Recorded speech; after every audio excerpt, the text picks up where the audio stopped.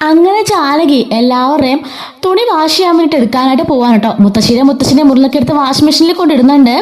ജലജ ആണെങ്കിൽ അവളുടെ തുണിയൊക്കെ വാഷിംഗ് മെഷീനിൽ കൊണ്ടാക്കാണ്, നവ്യം കൊണ്ടാക്കുന്നുണ്ട് കേട്ടോ. ഇതേ സമയത്ത് തന്നെ ജാനകി ഓർക്കാണ്, അയ്യോ മോളുടെ തുണിയൊന്നും കിട്ടിയില്ലോ എന്ന് പറഞ്ഞിട്ട് അവളുടെ മുറിയിൽ പോയിട്ട് പറയാണ്, അനാമിക മോളുടെ ഡ്രസ്സൊക്കെ ആയിട്ട് മോൾ അങ്ങോട്ടേക്ക് ഇറങ്ങി വാഷ് ചെയ്യാനുണ്ട് എന്ന് പറയുമ്പോഴേക്കും ഒരുപാട് സമയമായി, അമ്മയ്ക്ക് തീരെ വയ്യ, അമ്മയ്ക്ക് സമയമില്ല, ഒന്ന് വരാവോ എന്ന് ചോദിക്കുമ്പോൾ അനാമിക പറയുന്നുണ്ട്, അമ്മേത ആ കട്ടിലെ മൂലയ്ക്ക് കണ്ടോ, ആ കിടക്കുന്നതൊക്കെ എന്റെ വാശിയുള്ള തുണികളാ, അതൊക്കെ ഒന്ന് എടുത്തോണ്ട് പോകാൻ ചോദിക്കുമ്പം ജാനകി പറയാണ്, മോളിങ് എടുത്തതാന്ന് പറയുന്നുണ്ട്. ഞാൻ ഇവിടെ കിടക്കല്ലേ അമ്മേ, അമ്മയ്ക്ക് കാണത്തില്ലേ, അമ്മ ഒന്ന് എടുത്തോണ്ട് പോ എന്ന് പറയുന്നുണ്ട്. ഇത് കേൾക്കുമ്പോൾ ജാനകി ശരിക്കും ദേഷ്യം വരുന്നുണ്ടെങ്കിലും ഒന്നും മിണ്ടാതെ ആ തുണിയെല്ലാം അവള് മാറിയിട്ട മുഷിഞ്ഞ തുണിയെല്ലാം പോയി പറക്കി ഇങ്ങനെ എടുക്കുന്നുണ്ട് കേട്ടോ. അപ്പോഴേക്കും അവള് ചോദിക്കാണ്, അല്ല അനിയുടെ തുണിയോ? അതൊന്നും എനിക്കറിയില്ല, എന്റെ തുണിയുടെ കാര്യം എന്നോട് ചോദിച്ചാൽ മതിയല്ലോ അമ്മേ, അനിയ എപ്പോഴാ മാറുന്നെന്നും എനിക്ക് അറിഞ്ഞൂടാ എന്ന് പറയുന്നുണ്ട്. അങ്ങനെ നോക്കുമ്പോഴേക്കും അവളുടെ കട്ടിലടിയിൽ ആകെപ്പാടെ പൊടിയും ചപ്പും ചെളിയൊക്കെ ആയിട്ട് കിടക്കാണ്. അപ്പോഴേക്കും ജാനകി പറയുന്നുണ്ട്, മോളെ ഈ വീട് മുഴുവനും എല്ലാ ദിവസവും അടിച്ചു കയറുന്ന അമ്മയെക്കൊണ്ട് പറ്റില്ല. ജലജ ആണെങ്കിലും അടുക്കളയിലെ കാര്യങ്ങൾ മാത്രമേ നോക്കാറുള്ളൂ. ഇവിടെ സെർവന്റ് ഇല്ലെന്നുള്ള കാര്യം മോൾക്കറിയാലോ. അവർ വരുന്നതുവരെ മോക്ക് എന്നെ ഒന്ന് സഹായിച്ചൂടെ? എല്ലാ ദിവസവും ഈ വീടും വരനൊക്കെ തൂത്തുവാരല്ലേ എന്റെ നടുവിന്റെ ഏർപ്പാട് തീരും. ഞാനിപ്പോ 2 ദിവസം കുടുംബളൊക്കെയാ ഒന്ന് തൂത്തുവാരാറ്, അതും ഒന്ന് ഓടിച്ച് തൂക്കാ ചെയ്യാറ്. മോള് കണ്ടോ അതിനടിയിൽ എന്തുമാത്രം ചപ്പാണെന്ന്? എന്നിട്ട് മോളെന്താ അതൊക്കെ ഒന്ന് വൃത്തിയാക്കിയെന്ന് ചോദിക്കാണ്. ഞാൻ അമ്മയോട് പറയാനിരിക്കായിരുന്നു, മുറി ആകെപ്പാടെ പൊടിയായിട്ട് കിടക്ക, അമ്മ ഇത് മുഴുവനും തൂത്തുവാരിയിട്ട് ഒന്ന് തുടച്ച് കഴുകിയിടണം. അതുപോലെ ഈ ഡെസ്കും ടേബിളും ഒക്കെ ഒന്ന് തുടച്ചിടണം. പിന്നെ ഞങ്ങളുടെ ബാത്റൂം ആണെങ്കിലോ ആകെപ്പാടെ മുഷിഞ്ഞ് കിടക്ക, സ്മെല്ല് കാരണം അങ്ങോട്ടേക്ക് കയറാൻ പോലും പറ്റുന്നില്ല, അതും ഒന്ന് നമ്മൾ തേച്ച് കഴുകിടണം. പിന്നെ എന്റെ അലമാരക്കകത്ത് കുറച്ച് തുണിയൊക്കെ ഒന്ന് വലിച്ചാരി കിടക്കുക, അതും ഒന്ന് അടുക്കി പറക്കി വെക്കണമേ എന്ന് പറയുന്നുണ്ട്. മോൾ എന്തൊക്കെയാ പറയുന്നേ? എനിക്ക് വയ്യൊന്നും സമയമില്ലെന്ന് പറഞ്ഞ് മോൾ കേട്ടില്ലെന്ന് ചോദിക്കാണ്. അമ്മയെ സമയം കിട്ടുമ്പോൾ മതി, വൈകുന്നേരം സമയം ഉണ്ടല്ലോ ആ സമയത്ത് ചെയ്തെന്നാ മതി.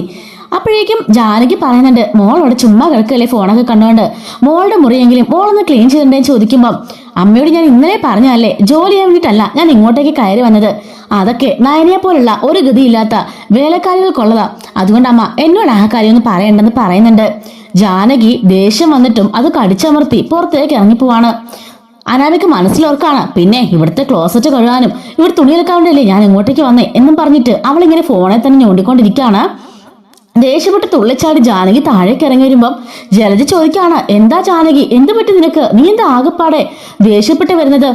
ഒന്നും പറയണ്ട ജലജ, എന്നെ പറഞ്ഞാൽ മതിയല്ലോ എന്നും പറഞ്ഞിട്ട് ഇറങ്ങിപ്പോകുമ്പോഴേക്കും എന്താ കാര്യം എന്ന് ചോദിക്കാണ്. ഒന്നും പറയണ്ട, അനാമികയുടെ മുറി ആകെപ്പാടെ വലിച്ചു വാരി നാശമായി കിടക്ക, ഇവിടെ വേറെ ഏതെങ്കിലും മുറിയുണ്ടോ അങ്ങനെ?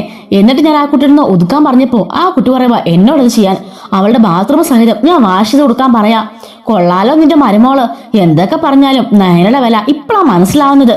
നയനയുണ്ടപ്പോ ഒന്നും അറിയണ്ടായിരുന്നല്ലോ, എല്ലാവരുടെ റൂമും ബാത്റൂമും തുണികളും എന്താ പെർഫെക്റ്റ് ആയിട്ടാ അടുക്കി പറക്കി വെച്ചോണ്ടിരുന്നത്, ആർക്കെങ്കിലും എന്തെങ്കിലും അറിയണമായിരുന്നോ എന്ന് ചോദിക്കാണ്.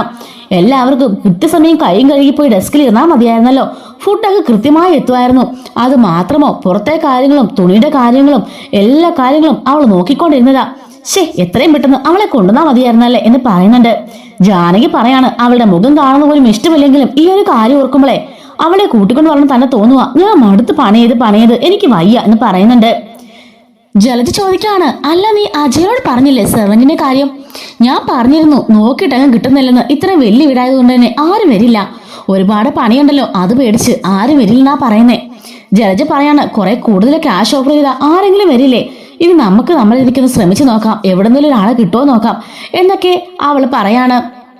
അങ്ങനെ അവള് ദേഷ്യം പിടിച്ച് ഈ തുണിയൊക്കെ ആയിട്ട് വാഷിംഗ് മെഷീൻ അങ്ങോട്ടേക്ക് പോയിട്ട് അതൊക്കെ അലക്കുന്നുണ്ട് കേട്ടോ.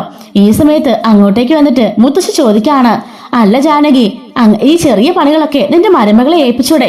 തുണി അലക്കും ചെറിയ ചെറിയ സഹായങ്ങളൊക്കെ ചെയ്യുകയാണെങ്കിൽ നിനക്കതൊരു ഹെൽപ്ഫുൾ ആവത്തില്ലെന്ന് ചോദിക്കുമ്പം അത് ഞാൻ പറഞ്ഞതാമേ, ആ കുട്ടിക്ക് ഒന്നും ചെയ്ത് ശീലമില്ല, അതുകൊണ്ട് തന്നെ ഇറങ്ങി വരുന്നില്ല എന്ന് പറയുന്നുണ്ട്.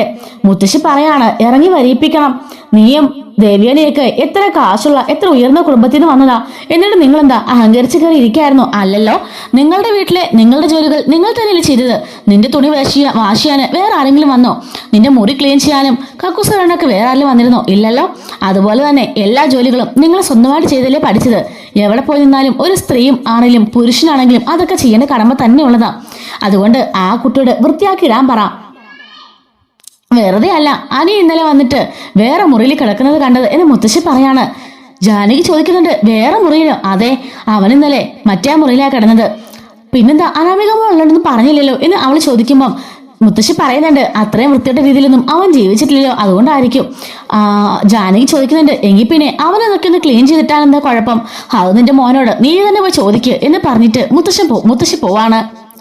അപ്പോഴേക്കും അങ്ങോട്ടേക്ക് അനി വരികയാണ്. അനിയോട് പോയിട്ട് ജാനകി ചോദിക്കുകയാണ്, എടാ നിന്റെ മുറിയൊക്കെ കിടക്കുന്ന കോലം കണ്ടോ, നിനക്കതൊക്കെ ഒന്ന് വൃത്തിയാക്കിയിട്ടല്ല എന്താ കുഴപ്പം എന്ന് ചോദിക്കുകയാണ്. അമ്മേ ഞാൻ രാവിലെ ഓഫീസിലേക്കും ഹോസ്പിറ്റലിലേക്കും ഒക്കെ പോകുന്നുണ്ട്. രാവിലെ എഴുന്നേറ്റ് 9 മണിയാവുന്ന ഇവിടെ ഇറങ്ങുന്നതാ, പിന്നെ ഇടയ്ക്ക് ഉച്ചയ്ക്ക് ഊണഴിക്കാനാ വരുന്നത്, പിന്നെ വൈകുന്നേര സമയം ഓഫീസിൽ അത്രയും നേരം പോയി ജോലി ചെയ്തിട്ട് വരുമ്പോഴേക്കും നല്ലതായിട്ട് ക്ഷീണിക്കുന്നുണ്ട്. കമ്പ്യൂട്ടറിന് മുമ്പേ ആണെന്ന് പറഞ്ഞിട്ട് കാര്യമില്ല, നല്ല സ്ട്രെസ് ഉണ്ട്. അതെല്ലാം കഴിഞ്ഞിട്ടാണ് ഞാൻ ഇങ്ങോട്ടേക്ക് വരുന്നത്. അതിനുശേഷം ഞാൻ പിന്നെ വീടൊക്കെ ക്ലീൻ ചെയ്യാൻ നിൽക്കണം. ഞാന് 3-4 ദിവസം അതെല്ലാം ചെയ്തതാ. അവളൊന്നും ചെയ്യാതിരിക്കുന്നതന്നെ കണ്ടിട്ട് അവളുടെ തുണി പുറത്തേക്ക് ഒന്ന് വാഷ് ചെയ്യാൻ കൊണ്ടിടുകയും എല്ലാ തുണി കൊണ്ടിടുകയും ബാത്റൂമിൽ കഴുകുകയും, അത് മാത്രമല്ല അവൾ അവിടെ നിന്ന് മുടി ചീകി ആ റൂം നിറയെ മുടിയാ, അതെല്ലാം വാരിക്കളഞ്ഞ് ആ കട്ടനടിയും ആ ഇതെല്ലാം ക്ലീൻ ചെയ്ത് അവളുടെ തുണി സഹിതം അടുക്കി വെച്ചോണ്ടിരുന്നതാ. പക്ഷെങ്കില് ഇത് കാണുമ്പോഴേക്കും അവൾ ഒട്ടും ചെയ്യുന്നില്ല. അതുകൊണ്ട് തന്നെ ഞാനും കരുതി ഞാനെന്ന് ഇതൊക്കെ ചെയ്യുന്നേ, എന്തായാലും അവൾ നേരം വെളുത്ത് വയ്യോളം വീട്ടിൽ ഒരു പണിയും ചെയ്ത് ചുമ്മാ കുത്തിപ്പിടിച്ചിരിക്കല്ലേ, എന്തേലും വീട്ടു ജോലി വേറെ ഉള്ളവരാണെന്നെങ്കിൽ കുഴപ്പമില്ലായിരുന്നു.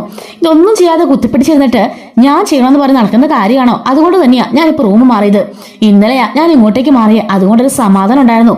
സ്മെല്ലില്ലാതെ നല്ല വൃത്തിയായിട്ട് എനിക്ക് കിടക്കാൻ പറ്റി. ആ മുറിക്കകത്തോട്ട് കയറാൻ പോലും പറ്റുന്നില്ല. ഇത്ര വൃത്തിയില്ലാത്തൊരു സാധനമാണെന്ന് ഞാൻ അറിഞ്ഞില്ലെന്ന് പറയുന്നുണ്ട്. അപ്പോഴേക്കും ജാനകി പറയാണ്, നീ ഒന്ന് പോയി പറഞ്ഞു നോക്ക്, ഞാൻ പറഞ്ഞിട്ട് അവൾ കേൾക്കുന്നില്ല, വീടും അവിടെ ഒക്കെ ഒന്ന് ക്ലീൻ ചെയ്തിടാൻ പറയാന്ന് പറയുമ്പോഴേക്കും അനി പറയാണ്, അമ്മയുടെ സ്നേഹനിധിയായ മരുമകളല്ലേ, അമ്മ തന്നെ പോയി പറഞ്ഞാൽ മതി, എന്നെ കിട്ടില്ല എന്ന് പറഞ്ഞിട്ട് അവനവിടുന്ന് പോകുന്നുണ്ട്. ഓ ഈ ചെറുക്കന്റെ കാര്യം ഞാൻ എങ്ങനെ ആ കുട്ടിയോട് പറയും, ഇനി ആ കുട്ടിക്ക് അത് മതി ദേഷ്യപ്പെടാൻ എന്നൊക്കെ പറയുന്നുണ്ട്. അങ്ങനെ അവള് ഒന്നും മിണ്ടാതെ അവളുടെ ജോലികൾക്ക് ചെയ്തുകൊണ്ടിരിക്കുകയാണ്. ഈ സമയത്ത് അടുക്കളയിലേക്ക് ഇറങ്ങി വന്നിട്ട് അവൾ ചോദിക്കുകയാണ്, അല്ലമ്മേ എന്താ ഉച്ചയ്ക്ക് നേരെ ഫുഡൊക്കെ? ഓ ഒന്നും വെച്ചില്ല മോളെ, ഒരു തോരനുണ്ട് മോരുമുണ്ട്, അതൊക്കെ മതി ഉച്ചയ്ക്ക്, എനിക്ക് വയ്യ. അമ്മ എന്തൊക്കെയാ പറയുന്നേ, ഇത്രയും വലിയ വീട്ടില് ഒരു മോരും ഒരു തോരനും എന്നൊക്കെ പറഞ്ഞാ കേൾക്കുന്നവരെന്ത് വിചാരിക്കും? അത് മാത്രല്ല മുത്തശ്ശിയൊക്കെ വഴക്ക് പറയില്ലേ, അവർക്ക് അങ്ങനൊന്നും ഇല്ല. എന്തുണ്ടാക്കി കൊടുത്താലും അവർക്ക് സമ്മത. ഒരു മുളക് ഒടിച്ച് ചോറ് കൊടുത്താലും അവർ സമ്മതത്തോടെ കഴിച്ചോളും. പണ്ട് ഞങ്ങളൊക്കെ ഡെലിവറി ആയ സമയത്തൊക്കെ അങ്ങനെയൊക്കെ കഴിച്ചിട്ടുണ്ട്. അന്ന് സെർവൻ്റൊക്കെ ഇല്ലാഞ്ഞ സമയത്തെ അവർക്കതൊക്കെ ശീലമുണ്ട് എന്ന് പറയുമ്പോഴേക്കും, എങ്കിലും എനിക്കൊന്നും ശീലമില്ലമ്മേ, എനിക്ക് എന്തായാലും ചിക്കൻ വേണം എന്ന് പറയാണ്. ചിക്കനോ? അത് അവരൊക്കെ മാലിട്ടിരിക്കല്ലേ? ഓ ശരിയാണല്ലോ, ഞാനൊന്ന് മറന്നുപോയി.